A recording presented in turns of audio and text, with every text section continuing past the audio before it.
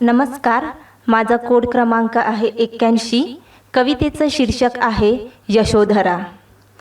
जर त्या रात्री सिद्धार्थाऐवजी यशोधरा घर सोडून निघून गेली असती तर. जर त्या रात्री सिद्धार्थाऐवजी यशोधरा घर सोडून निघून गेली असती तर तिच्या जाण्याला इतिहासाने कारुण्यमय वैराग्य म्हटलं असतं, की तिच्या शोधाला म्हटलं असतं कल्याणाचा मार्ग, की तिच्या ज्ञानमग्न मौनाला म्हटलं असतं स्वत्वाचा शोध. नाही ना. कारण पुरुष घर सोडतो तेव्हा म्हणे तो सत्याच्या शोधात असतो आणि बाई घर सोडते तेव्हा तिच्या देहाची तहान शोधल्या जाते.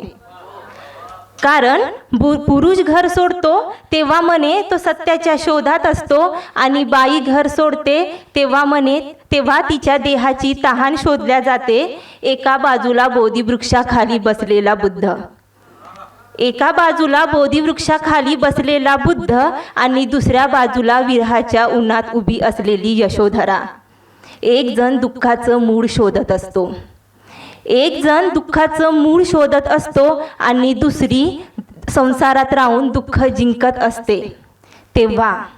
तेव्हा इतिहास दुःखाचं मूळ शोधणाऱ्या पुरुषाचं गौरव करतं, पण एकटी राहून दुःख जिंकून संसाराचं उद्धार करणाऱ्या यशोधरेची गाथा कुणीच सांगत नाही.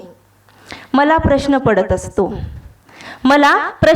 असतो की जगाला दुःखातून मुक्त करायला निघालेला बुद्ध यशोधरेचं दुःख का दूर करू शकला नाही.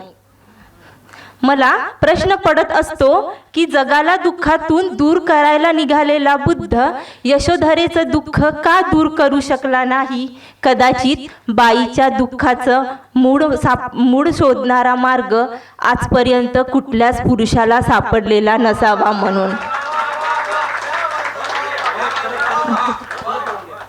मला प्रश्न पडत असतो की जगाला दुःखातून दूर करायला निघालेला बुद्ध यशोधरेचं दुःख का दूर करू शकला नाही. कारण कदाचित बाईच्या दुःखाचं मूळ शोधणारा मार्ग आजवर कुठल्याच पुरुषाला सापडलेला नसावा म्हणून. एखाद्या स्त्रीच्या आयुष्यातून पुरुष निघून जातो तेव्हा, एखाद्या स्त्रीच्या आयुष्यातून पुरुष निघून जातो तेव्हा तो एकटा जात नाही, मागे ठेवून जातो प्रश्नचिन्ह, जबाबदाऱ्या, प्रतीक्षा आणि आयुष्यभराचं मौन. पुरुष निघून गेला की तो बुद्ध होतो, स्त्री मागे राहिली की यशोधरा होते. आणि अशा स्त्रीचे दाखले दिले जात नाही, कारण या समाजाला अग्निपरीक्षा देणारी सीता सांगायची असते. कारण या समाजाला अग्निपरीक्षा देणारी सीता सांगायची असते, भर सभेत अपमानित होणारी द्रौपदी सांगायची असते. पण सिद्धार्थाला बुद्ध होण्यासाठी शांत आणि संयमाने राहून स्वतःचं संपूर्ण आयुष्य घालवणारी यशोधरा सांगायची नसते. म्हणून असं म्हणतात, संसार चालवण्यासाठी स्त्री आणि पुरुष दोघांचीही गरज असते. मग मुक्तीचा मार्ग आला की पुरुष एकटाच का निघतो. संसारात राहून मोहावर, वासनेवर विजय मिळवणारी स्त्री बुद्ध का होऊ शकत नाही. ती स्वतःचा शोध घेण्यासाठी एकटी मुक्तीच्या वाटेवर का चालू शकत नाही. म्हणून माझा प्रश्न हा इतिहासाला आहे की जर त्या रात्री सिद्धार्थाऐवजी यशोधरा घर सोडून निघून गेली असती तर इतिहासाने तिलाही बुद्ध म्हटलं असतं का, तिलाही बुद्ध म्हटलं असतं का.